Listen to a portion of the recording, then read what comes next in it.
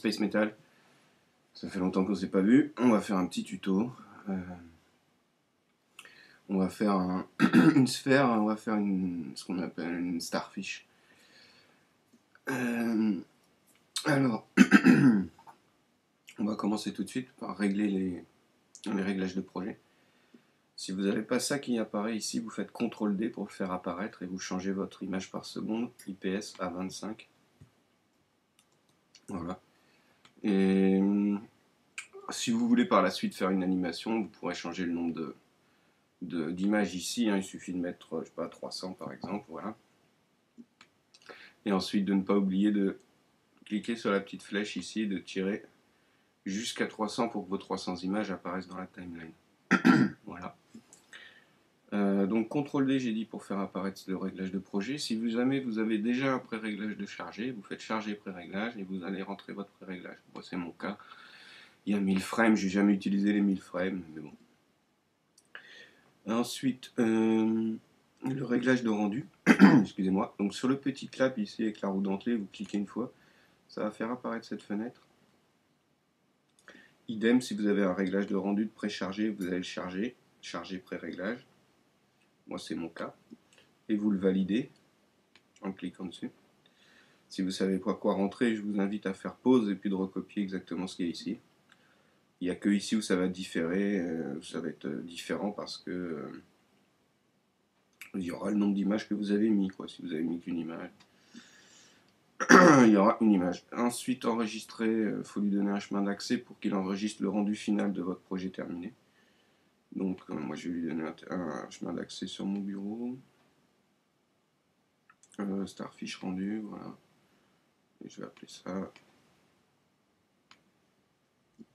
Starfish rendu. Voilà. Le format, moi je vais le faire en TIFF-Calc PSD, mais vous pouvez le faire en film QuickTime. Le multipass on touche à rien. Anti-aliasing au mieux 1 par 1, 4 par 4. Si vous le faites en TIFF-Calc PSD, vous laissez sur image fixe. Si vous le faites en film QuickTime, vous mettez animation. Et c'est tout. Voilà, il n'y a rien d'autre à faire. On va pouvoir fermer et attaquer le vif du sujet tout de suite. Alors, je ne dis pas de bêtises, on va attaquer. Donc on va prendre une sphère, donc on va cliquer ici, maintenir appuyé notre clic, et venir sélectionner une sphère. Voilà. Notre sphère a fait 100 de rayon, le segment a fait 24, on va la laisser à 100. On va changer son segment, on va baisser par contre, on va afficher déjà affichage, nombre de gros pour plus ligne. On était à 24, on va descendre à... non, ça fait un peu beaucoup. À 19. Et on va changer le type de standard à icosaèdre. Voilà. Bien plus joli. Ensuite, on va la rendre éditable. Donc, on la sélectionne et on appuie soit sur la touche C du clavier, soit sur la touche autoriser les modifications ici.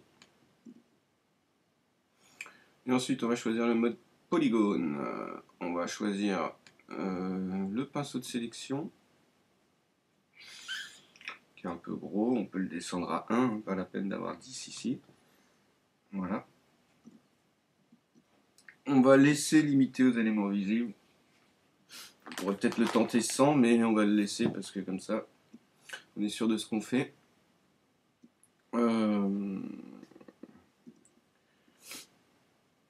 Alors, si vous regardez bien ici, vous avez un triangle, deux triangles, trois triangles. Et ici, un triangle, deux triangles, trois triangles. Donc ça, c'est des polygones. Et ça ne nous intéresse pas. Si on descend un tout petit peu plus bas ici, on voit 1, 2, 3, 4, 5. Là, on a un pentagone. Donc ici, polygone. Ici, pentagone. Et on va sélectionner ce pentagone. Donc, on sélectionne toutes les faces ici, les 5. Voilà. Et ensuite, on va appuyer sur la touche Shift. On va maintenir appuyé la touche Shift. Et on voit que on a des étoiles ici. Enfin, on a des arêtes. On va suivre la première arête. On va compter une arête. Et on va se rendre compte qu'ici, on a à nouveau un pentagone. Donc, on va sélectionner notre pentagone. On va tirer un trait ici, on va compter une arête, et on regarde ici, on a à nouveau un pentagone. On prend notre pentagone. Et on va faire ça tout le long, tout le tour de la bille. Donc ici, on va tirer un trait imaginaire, hein. On a juste une arête, et ici, on a notre pentagone. Voilà. Donc il n'y a plus qu'à, on continue, on tire un trait, et ici, on a notre pentagone. Ici, c'est un polygone. Enfin, c'est des polygones, donc on continue. On essaye de se positionner correctement, hein. Là, on a un pentagone encore, avec une arête entre les deux ici, toujours. On continue. Ici, à nouveau un pentagone. Il n'y a plus qu'à. Ici, à nouveau un autre. Hop, hop, hop, faites pas cette même bêtise. Attention de bien sélectionner juste les pentagones, pas aller cliquer sur les axes et tout déplacer. Ici, on en a un autre.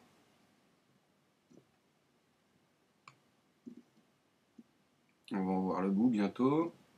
Donc, si on prend on tire un trait ici, on en a un là. Si on tire un trait ici, on en a un là. Hop, ici. Je crois qu'on a fait le tour. On doit avoir tout fait là. Voilà. Donc, on a sélectionné tous nos pentagones partout. Impeccable. Bien vérifier, hein, faites pas de bêtises, n'en oubliez pas un. Vérifiez 2 fois plus qu'aucune. Et jamais. Voilà, on va recentrer un peu notre image, voir ce qu'on fait. C'est pas mal du tout. Et maintenant, on va faire une extrusion. Donc, on va aller choisir extrusion. Moi, j'ai un raccourci, mais vous faites clic droit, extrusion. Voilà. On va décocher couvercle et le décalage, on va le faire de 150. On va appliquer. Voilà. Ça nous donne ça. Et maintenant, on va faire sélectionner, ici. On va faire étendre à la sélection. Étendre la sélection. Voilà. Et une fois qu'on a fait ça, on va refaire sélectionner. Et on va faire masquer les éléments non sélectionnés. Voilà. Donc ça va faire... Pardon. Ça fait disparaître notre sphère au milieu, en fait. Ensuite, on va recommencer, sélectionner. Et cette fois-ci, au lieu d'étendre la sélection, on va réduire la sélection pour se retrouver à nouveau seulement avec les polygones de départ. Et ensuite, on va faire UI pour invertir la sélection, en fait.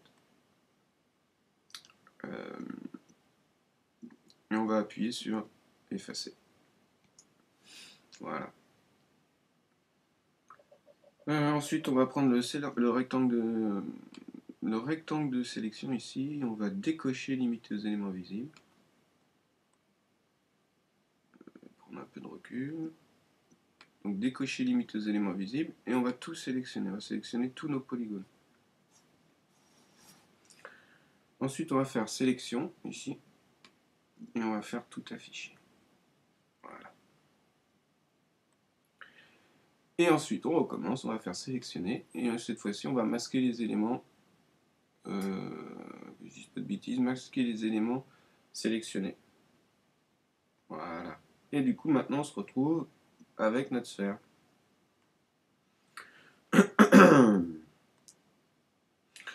Maintenant, on va faire sélectionner encore.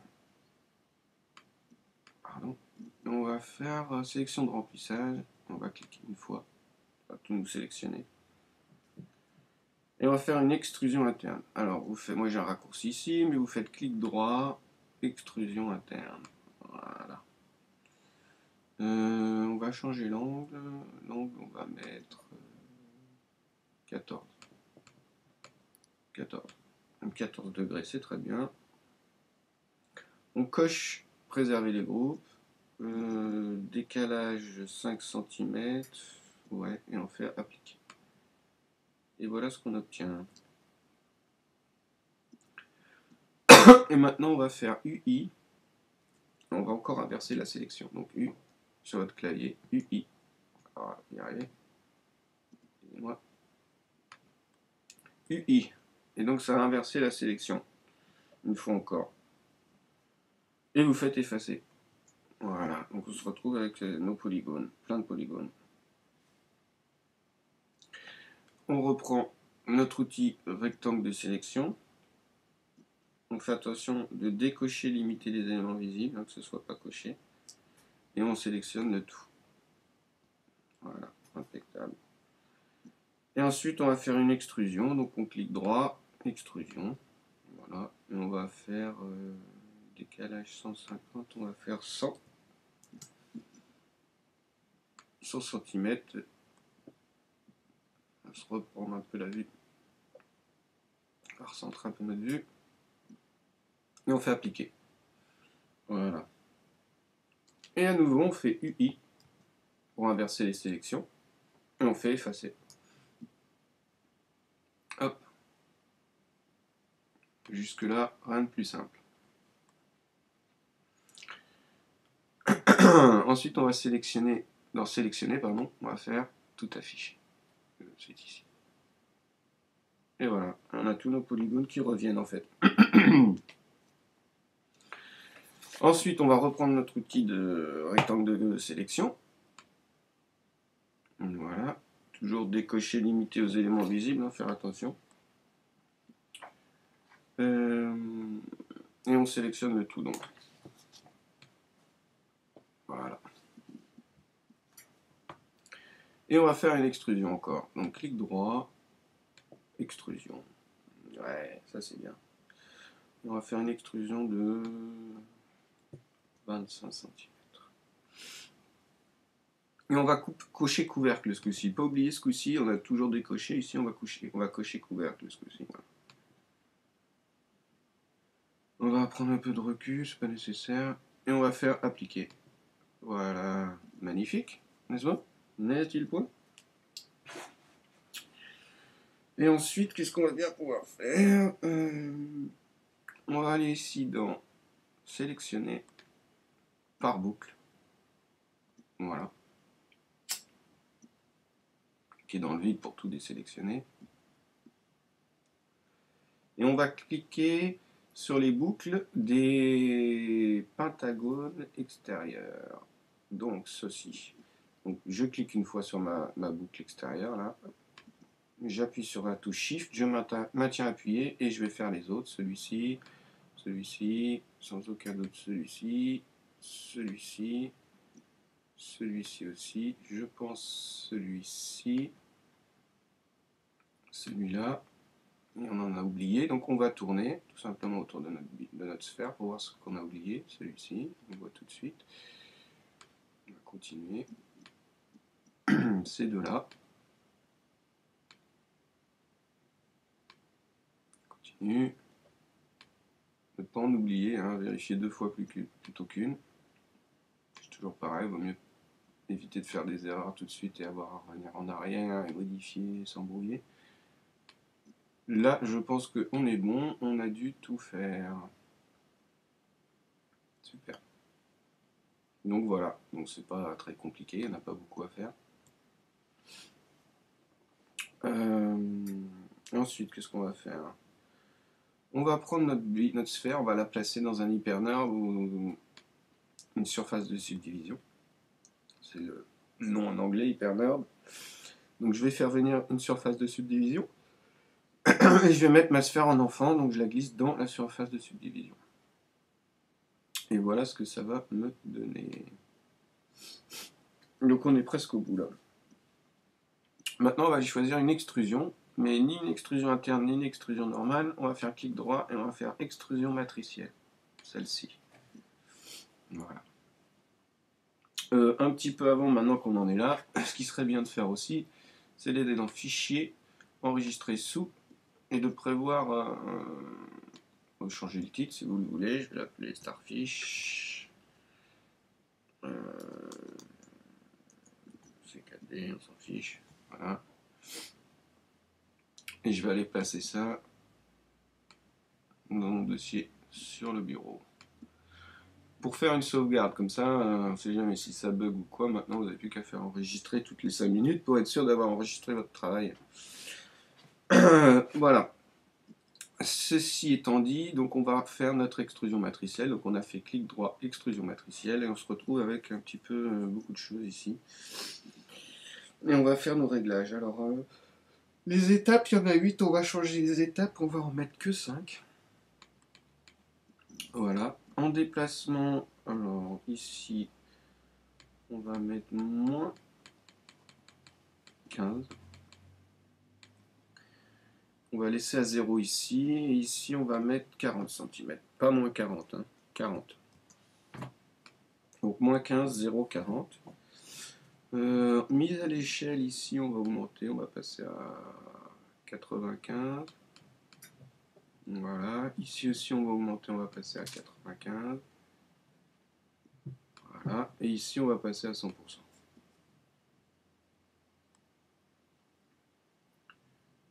Donc 95, 95, 100. Rotation ici on est à 10, c'est très bien. Ici par contre on va pouvoir changer vers 30 degrés de rotation. Et ici on va laisser à 0. Voilà. Et notre sphère est pratiquement finie, on n'a plus qu'à faire appliquer. Et voilà. Donc là, elle est presque finie. Starfish, pourquoi? Parce que ici, ça ressemble à une étoile de mer, tout simplement. Et maintenant, on peut encore améliorer ça. On pourrait laisser ça comme ça, mais on va pouvoir améliorer ça. On va rentrer dans la sphère, en fait. Je vais voir si je peux faire une mini-sphère qui va se retrouver au milieu. Je vais lui faire un rayon de 1 cm. Et je vais, avec la touche S de mon clavier, centrer la vue sur ma sphère qui est à l'intérieur, ce qui fait que quand je vais tourner autour de ma sphère, je vais bien pouvoir voir ce qui se passe autour ici. Voilà. Et on voit ici, par exemple, je vais pouvoir cacher ma sphère de la vue, en double-cliquant ici, on voit ici qu'on a ceci. Et on va arranger ça, en fait. Alors là, je vous préviens, le tuto, ça a été relativement simple, hein, vous avez vu jusqu'ici. Là, ça va être pas compliqué non plus, mais il va falloir s'appliquer. Et puis ça va être un peu de répétitif, quoi. Donc voilà, alors je vais peut-être faire les premiers, puis si je vois que ça traîne, j'accélérerai le tuto jusqu'à ce que j'ai fini, mais on va commencer les premiers ensemble. Alors, on va choisir notre pinceau de sélection déjà. On est toujours en polygone, en mode polygone sur notre sphère ici, pardon. Voilà, donc on voit qu'on a déjà ça de sélectionné, c'est très bien. On va ici en mode pinceau de sélection, on est toujours à 1, c'est très bien. Cocher, limiter aux éléments visibles de cocher, ceci c'est plutôt sympa, il vaut mieux. Et maintenant, je vais appuyer sur la touche Shift, je vais maintenir la touche Shift enfoncée, et je vais venir sélectionner les polygones qui sont les plus proches les uns des autres, c'est-à-dire celui-ci, celui-là il est déjà sélectionné, j'ai plus qu'à sélectionner celui-là. Celui-là est déjà sélectionné, j'ai plus qu'à sélectionner celui-ci, et ici, celui-là. Voilà. Donc là, j'ai sélectionné tous les polygones qui étaient les plus proches les uns des autres, en fait, par rapport à ceux qui étaient déjà sélectionnés. Donc maintenant, je vais appuyer sur la touche B de mon clavier. Voilà, ça va faire l'outil bonté, qui se trouve... qui doit se trouver par là, non, je sais plus. Enfin, il est quelque part dans les outils. Il est là, ponté. Donc touche B du clavier ou clic droit et vous appuyez sur ponté. Et je vais cliquer entre les deux, ici, entre les deux polygones, à peu près par là. Voilà. Et je vais renouveler l'opération ici. Ah, raté. On voit très bien ici que ça va pas. Donc on n'insiste pas, on change un petit peu sa vue, histoire d'avoir voilà, quelque chose de peu près droit ici. Et on reclique. Voilà. On va faire la même chose ici. Impeccable. Et donc on a relié nos polygones ensemble au polygone du milieu. Seulement si on regarde et qu'on s'approche un petit peu ici, on voit que c'est pas terrible. Donc comment on va régler ça? On va faire MP sur le clavier, donc MP. MP, merci. Ça va faire apparaître l'outil couture. Si vous le faites apparaître autrement, vous faites clic droit, couture. Et je vais, alors c'est pareil, ici modifier un petit peu la vue, histoire qu'on voie, voilà, qu'on ait un angle comme ça à peu près. Et je vais cliquer ici, maintenir mon clic appuyé et me déplacer jusqu'à ce qu'on voit l'arête qui soit sélectionnée ici. Et je vais continuer à me déplacer vers l'intérieur du cercle. Voilà, jusqu'à ce que ces deux points soient reliés ensemble et je vais relâcher. On voit que ça a eu pour effet tout bien lisser. Je vais recommencer, je vais changer légèrement mon angle pour que ça marche bien. Cliquer dans le vide, avancer doucement, ma ligne est sélectionnée, continuer à avancer vers l'intérieur. Voilà. Et je vais renouveler l'opération ici. Clique dans le vide, j'avance, mon arête est sélectionnée, je continue à avancer. Les deux points, je relâche. Je vais faire revenir ma sphère, je la sélectionne, je vais appuyer sur la touche S de mon clavier pour que la vue se centre sur ma sphère. Je vais faire un petit tour. On en a encore à faire, vous voyez. Il nous en manque pas mal à faire. Je ne sais même pas où est celle qu'on vient de faire, mais on vient de la faire. Donc on va continuer, on va s'attaquer à celle-là. Je recache la sphère de la vue ici, il ne me sert plus à rien. Je sélectionne mon autre sphère. Je m'arrange pour que ma vue soit à peu près bien. Je clique sur le pinceau de sélection, la touche Shift maintenu enfoncé, et je viens sélectionner les polygones les plus proches de ceux qui sont au préalablement sélectionnés. Ensuite, j'appuie sur la touche B de mon clavier, et je clique à peu près au milieu des deux polygones à chaque fois. Voilà. Ensuite, je fais M, P, ou clic droit, couture. Je clique ici dans le vide, j'avance doucement jusqu'à ce que mon arête soit sélectionnée, et je viens pour relier les deux points ici. Je recommence ici, clique dans le vide, j'avance doucement, je continue, mes deux points sont sélectionnés.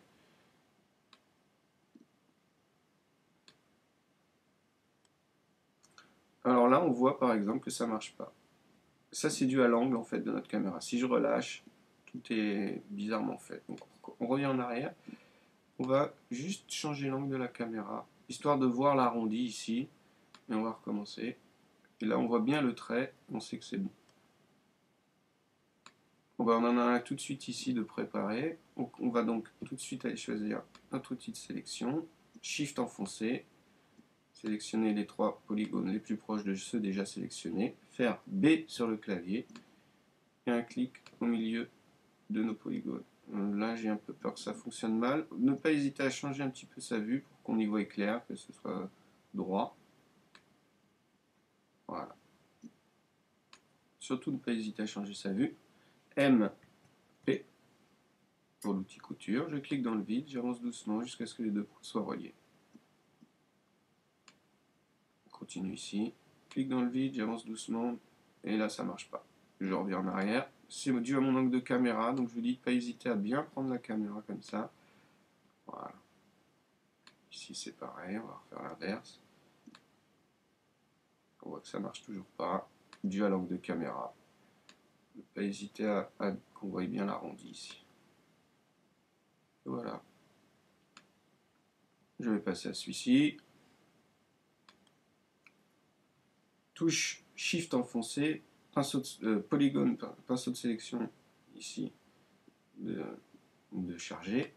Et on sélectionne les polygones les plus proches de ceux déjà sélectionnés. Touche B sur le clavier et compter. Voilà. M, P. Changez bien l'angle de caméra. Clique dans le vide, je tire, je relâche. Changer l'angle de caméra, qu'on ait bien l'arrondi. Pas hésiter. Qu'est-ce que j'ai fait? Je suis là. Clique dans le vide, on avance.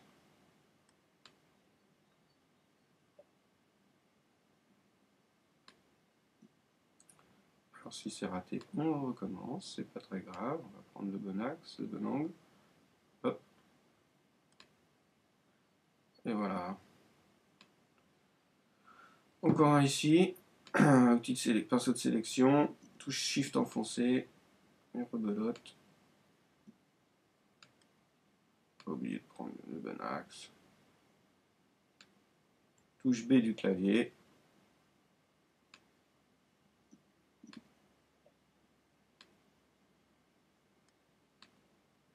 M, P.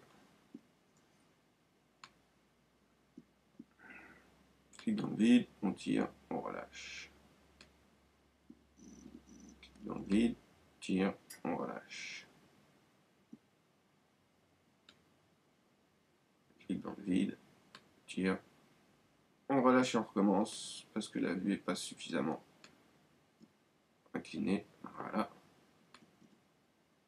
Pas. Ça arrive, il y a des fois, on va être obligé de se rapprocher. Voilà. J'en ai encore vu un ici. Quand on a des problèmes à se placer comme ça, on recommence, on fait apparaître notre sphère de la vue, pardon. On la sélectionne, on appuie sur la touche S. Voilà. Puis on la sort de notre vue. On resélectionne notre première sphère et on peut travailler. Donc, outil de sélection, touche Shift enfoncé, polygone, polygone, polygone. Touche B du clavier. Et je clique à peu près au milieu ici.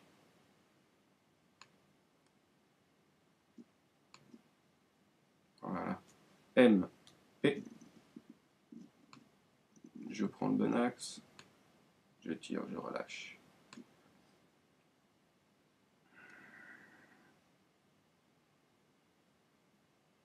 Ah, des fois, c'est pas simple, hein, mais bon, il faut. Parce qu'on n'a pas beaucoup de place pour travailler. Hop là.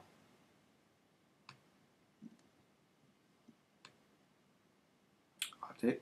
On va se rapprocher. N'hésitez pas à jouer avec les vues, hein, parce que vous voyez, des fois, ça veut pas, ça veut pas. C'est vraiment qu'on a juste pas le bon angle. Voilà, là c'est bon. Je vais recommencer, je vais faire apparaître ma sphère. Touche S pour me centrer la vue sur ma sphère. Je vais tourner autour de ma sphère, comme ça je suis sûr que ma caméra ne bouge pas. Voilà, j'en ai encore un là. La haute de ma vue, je sélectionne ma première sphère. Touche Shift enfoncé. Outil de sélection d'enfoncer, de sélectionner. Touche Shift enfoncé. Je sélectionne les polygones les plus proches. Touche B du clavier. Et on ponte. Hop, hop, hop. M, P. Changement d'angle. Clique dans le vide. On avance. On avance. C'est parti aussi pour ce côté-là. Voilà.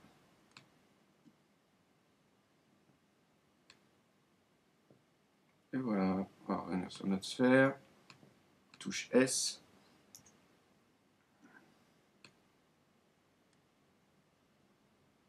Voilà encore un. Hop, on sélectionne notre sphère. Touche Shift enfoncé. Outil de sélection, pinceau de sélection. Touche Shift enfoncé. Les polygones à choisir. On va en profiter pour faire un petit enregistré.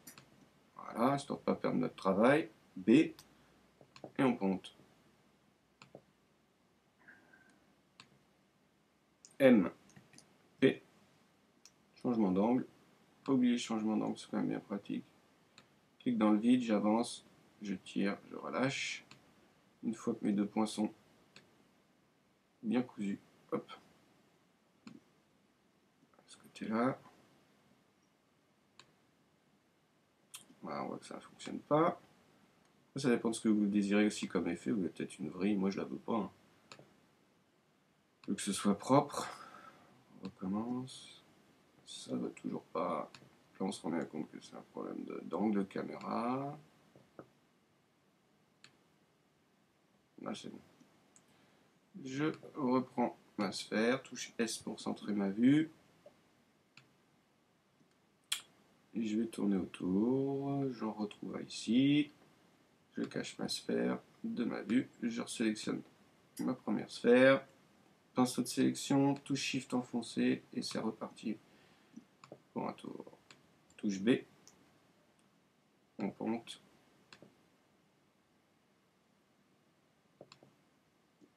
Voilà. M, P, changement d'angle, et on tire.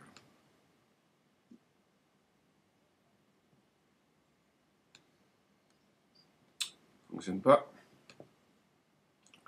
C'est que c'est pas le bon angle, donc on va trouver le bon angle.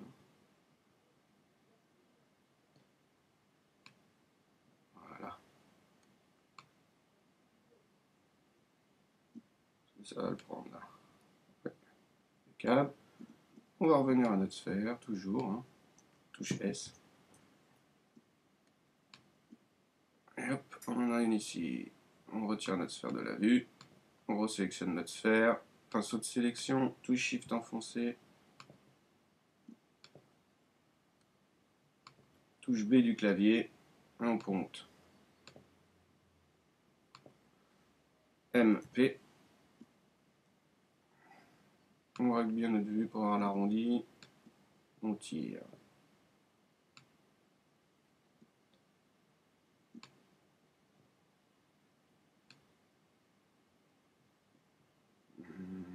Là, ça va nous embêter, bien évidemment.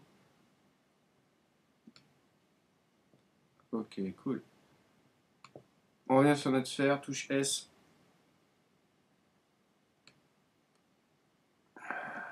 Hop. Sortir notre vue de la sphère. Et on continue, je pense que je vais accélérer à partir de là et touche Shift enfoncé, sélection de polygone. Ah, si on fait une erreur, CTRL, on désélectionne. Voilà. Touche B. Et je vais ponter le tout.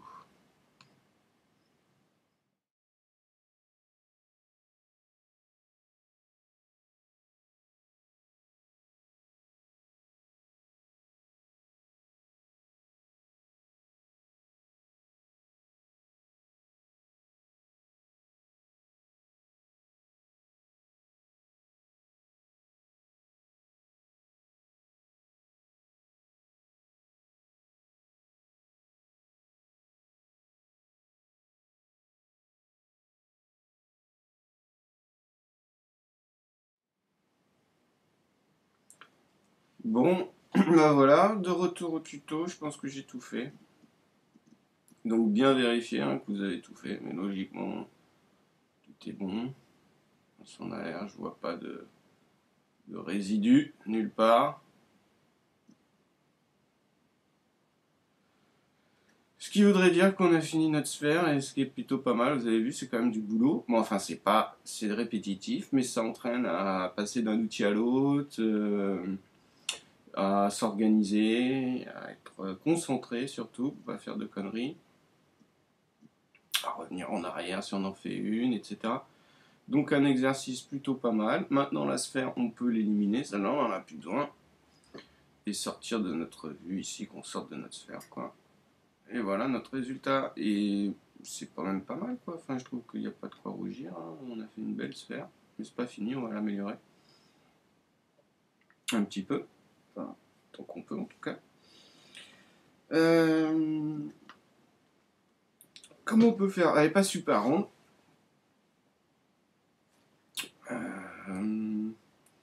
On peut améliorer ça. On va venir prendre ici un déformateur sphérification. On va mettre le déformateur sphérification soit dans un nul avec la sphère, soit on va la mettre en enfant de la sphère, ça sera plus simple. Voilà. Et qu'est-ce qu'on peut lui faire? Rayon 200. On va peut-être augmenter l'intensité à 75% par exemple. Voilà. Après, vous pouvez laisser comme c'était, hein, à vous de voir. Disons que ça l'arrondit un peu plus, quoi. Et puis bah voilà, hein, on a fini. Notre surface de subdivision, on va la poser sur le sol. Voilà. Bon, après, bah, il n'y a plus qu'à la texturer. Vous pouvez mettre une lumière à l'intérieur, vous pouvez faire ce que vous voulez. Libre et à vous de choisir ce que vous avez envie.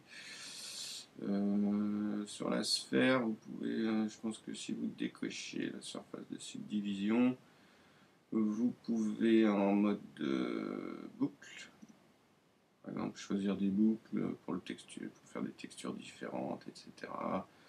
Essayez de voir un petit peu ce que vous avez de possibilités de faire. Moi, je vais prendre la même couleur, je trouve que c'est très bien pour tout. On va faire vite fait, on va faire un truc histoire d'avoir un rendu. On va faire venir un arrière-plan, tout bête. Voilà. On va lui donner une couleur dégradé aussi, je pense. Pardon. On va faire dégradé. De DU, on va passer en circulaire. Ici, on va cliquer, faire inverser les nœuds. Et on va modifier un peu les couleurs.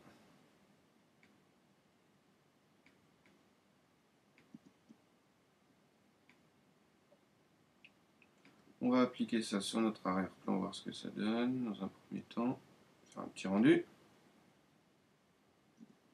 Super.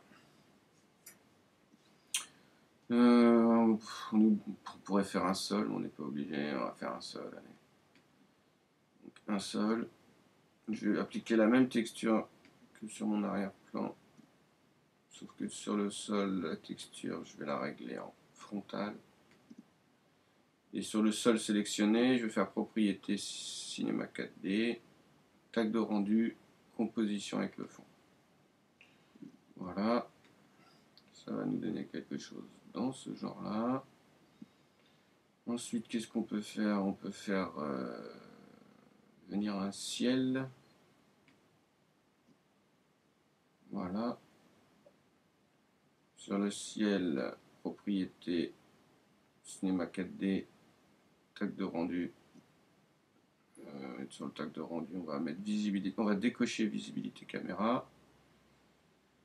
Et ensuite, on va faire fenêtre, médiathèque. On va aller dans Prime, je pense. Donc Visualize, on s'en fiche, on va prendre n'importe lequel, on s'en fiche. Après, c'est juste pour vous montrer, vous pouvez prendre ce que vous voulez. Visualize, Materials, vous avez ça dans... ici, HDRI. On peut prendre celle qu'on veut. Je vais voir si je peux prendre ça.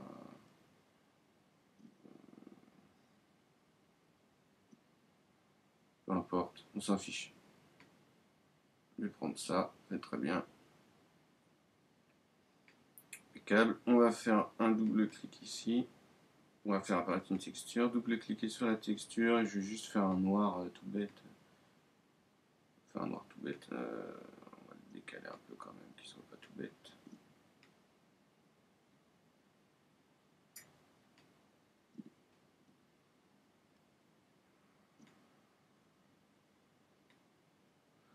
Voilà. Réflexion. Fresnel, bien sûr. Donc texture, Fresnel. N'oubliez pas, c'est le moment de sauvegarder, enregistrer. Hop, Fresnel. Et puis on va baisser ça.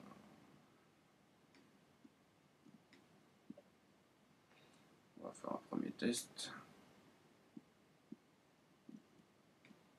Faire un rendu.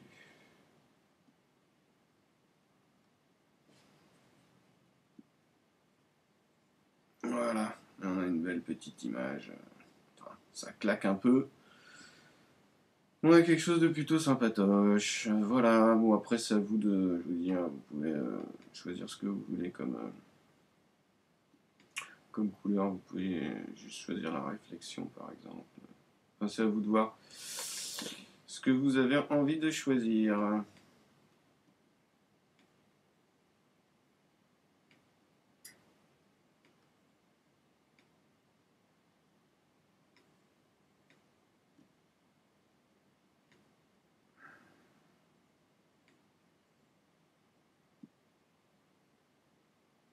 Je fais vraiment ça vite fait, hein, les rendus sont tout pourris, mais c'est histoire de vous donner un aperçu, quoi. Après c'est pareil, polygone par polygone, vous pouvez tout changer, faire exactement ce qu'il vous plaît.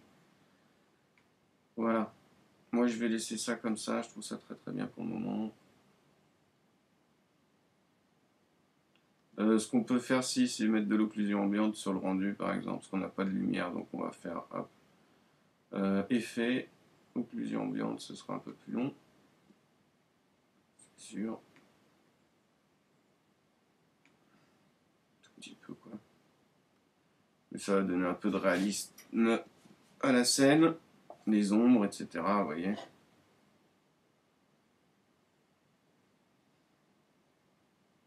Le HDR, il claque un peu trop, il y a un peu trop de lumière, il doit y avoir des réglages dans le ciel à faire, on doit pouvoir baisser l'intensité de lumière, etc. Ou choisir une scène, vous faites votre scène. Hein. Enfin voilà quoi, on a fait la Starfish, qui est plutôt sympa, qui change des Pokémon Ball qu'on voit sans arrêt, là, tout pourri. Enfin, tout pourri. C'est autre chose, quoi, disons. Donc vous voyez, vous pouvez constater comme moi qu'avec l'occlusion ambiante, forcément, ça n'a rien à voir.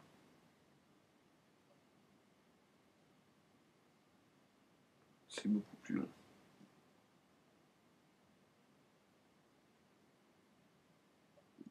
L'occlusion ambiante va nous dessiner une ombre sur le sol aussi, ce qui ne sera pas négligeable. Donc c'est bientôt fini. 1 minute 14, ça va faire à peu près du 2 minutes, tout ça, je pense, pour l'image. Bon, pour une image, c'est pas si c'est juste pour faire un background. Après, pour une animation, forcément, c'est un peu plus long si vous avez mis l'image. Vous voyez, l'occlusion blanche a rajouté de l'ombre. Et puis, j'ai peut-être pas l'angle de vue non plus, le meilleur angle de vue qu'il soit. Tout est paramétrable encore dans la sphérification, hein, c'est-à-dire que vous pouvez aussi changer ici pas mal de choses. Sur l'intensité aussi. Vous pouvez faire ça à 0% par exemple. Qu'est-ce qui va vous donner autre chose encore? Voilà, bah, je vais faire mes petits rendus, puis je vous dis bah, à la prochaine. Donc pour une image, n'oubliez pas ici dans enregistrer, sortie. Hop. Au lieu de faire toutes les images, vous faites image courante, il va vous enregistrer. Là on est sur l'image 9, je sais pas pourquoi, c'est pas grave. Donc quand je vais faire rendu, il va juste enregistrer l'image 9. Voilà, j'espère que ce petit tuto vous a plu, vous avez appris plein de choses et que vous allez pouvoir faire les mêmes et me montrer ce que vous faites. A plus!